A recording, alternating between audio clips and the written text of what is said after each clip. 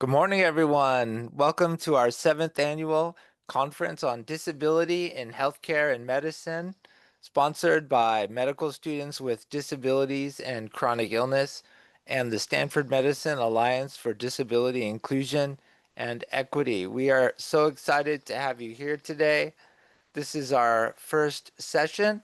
I am Dr. Peter Poullos, a white guy, Gen Xer with brown hair and a little gray on the sides, wearing glasses and a suit. I am a clinical professor of radiology at Stanford University and the founder and co-chair of SMATI. Ken, Hi, my name is Ken Sutha. I use he, him pronouns. I am co-chair of SMATI along with Pete. I am a middle-aged Southeast Asian male with um, dark skin and wearing a gray polos, sitting in front of the Stanford Children's Hospital in my background. And I am a clinical associate professor of pediatric nephrology, in addition to taking care of kids with kidney disease. I also have had 2 kidney transplants myself and was previously on dialysis. oh yeah, I forgot I have a spinal cord injury. And hello, everyone. We're so happy to have you all here at the conference. My name is Amy Bugwadia. I'm a South Asian woman wearing a purple shirt.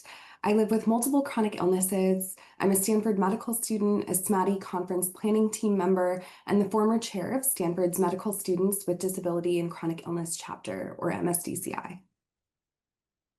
Before we begin, I just wanted to take a quick moment to remind everyone that the views expressed today are those of the speakers and not necessarily those of their institutions or of the conference organizers. So, what brings us all here today in this wonderful virtual space in community with one another?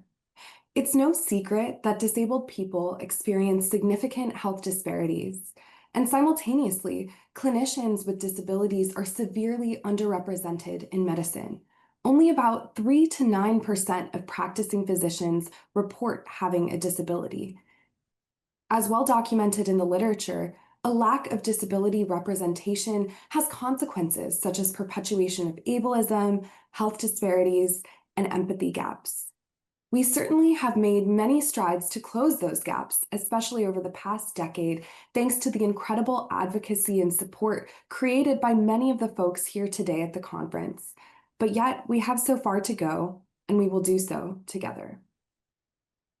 So knowing this, what do we do about it? Because realistically, the problem has never been us nor our bodies. It's the environments and the systems that have been built around us. It is not simply enough to fight for inclusion. We don't want to be included in a system that was built to exclude us. Inclusion without true transformation is not justice, and that's exactly why access and accommodations are not a favor. These are conditions for meaningful participation. Disabled folks are not just recipients of care, we are producers of knowledge. We are owners of expertise. Research shows that clinicians with disabilities possess what scholars call epistemic connection, unique ways of knowing born from lived experience that can then translate into deeper patient understanding, stronger advocacy, and more clinical creative approaches.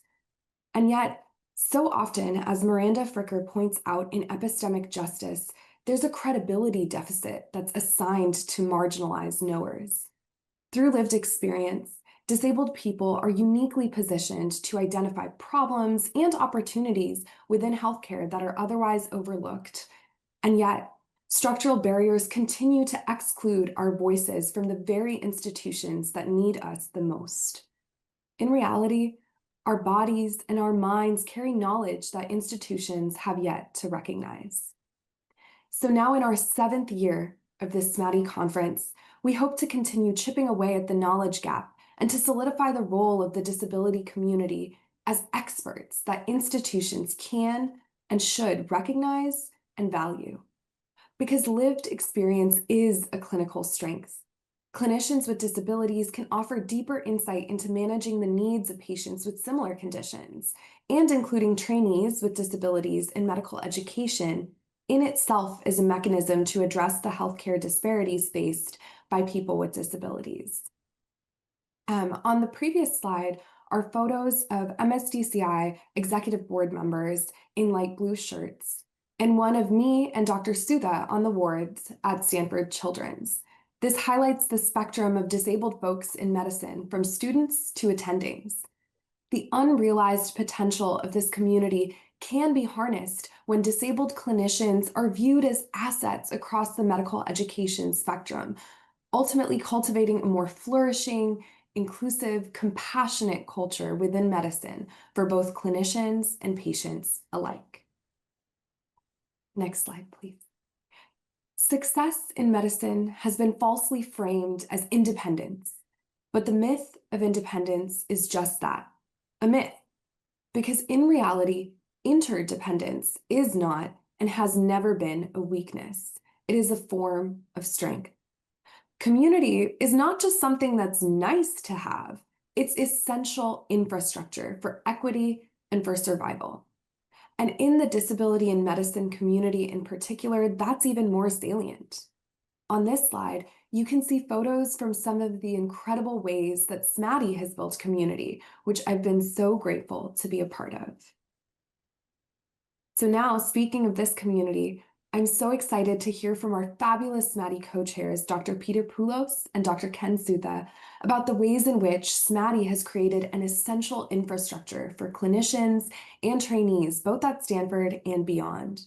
I hope that this inspires you to consider how you can harness your own environment to build disability community into its infrastructure wherever you are. Thanks, Amy. First, I want to highlight how SMATI is interconnected within our School of Medicine and Stanford Healthcare.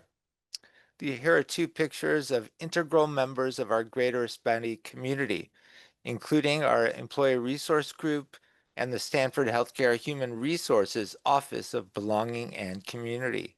We appreciate the support of Dr. Sam Wald, the second individual in the photo on the left, whose expertise as a senior VP has allowed us to better understand institutional norms and opportunities for connection.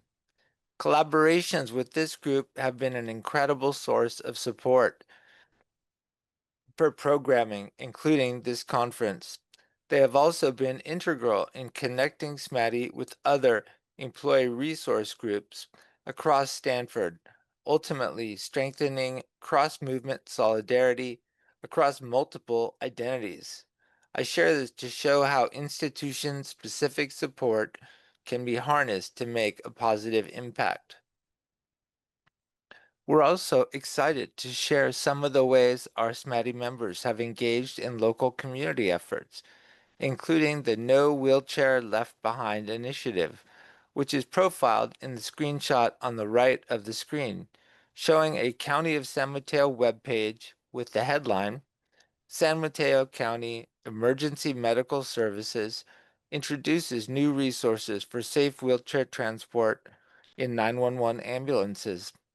On the left of the screen are two photos. At the top, Jody Greenhall, Stanford occupational therapist, who teamed up with Dr. Eric Sibley, a pediatric gastroenterologist at the School of Medicine, whose photograph is below hers. Together, as SMATI board members, they work to ensure that wheelchair users are not separated from their mobility devices.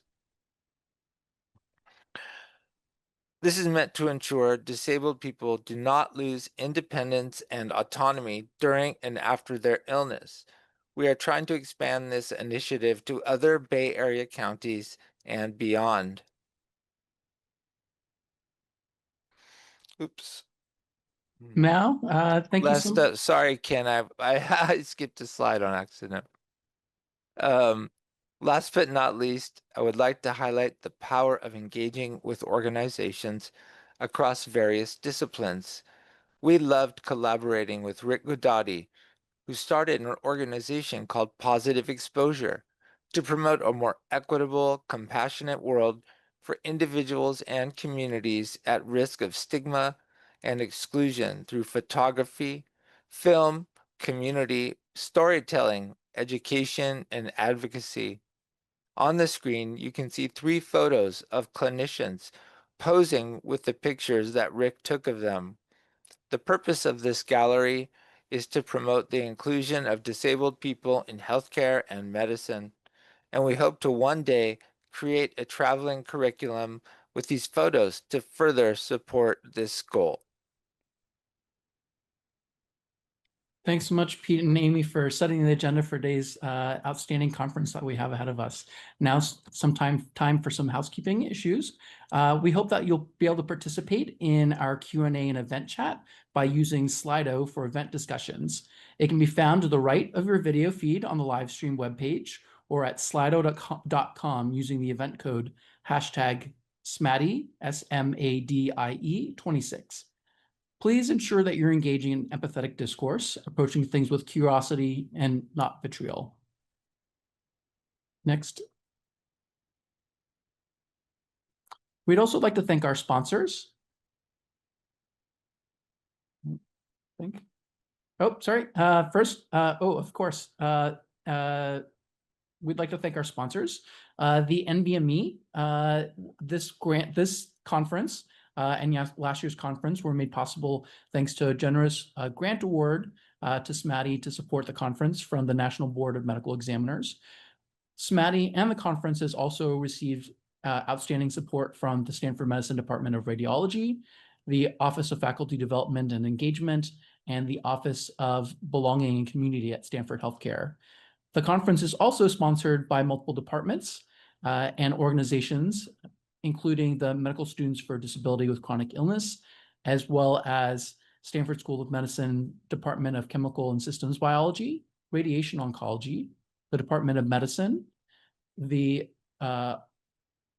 Department of Otolaryngology, and the Department of Anesthesiology, as well as the Office of the Chief Community Engagement Officer, along with the Stanford Maternal and Child Health Research Institute.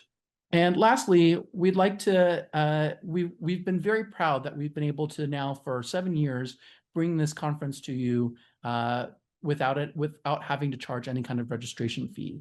A lot of that is due to the generosity of our sponsors, but also donors like you all attending this conference. However, as we know, putting on a conference of this magnitude is not free and not a cheap endeavor.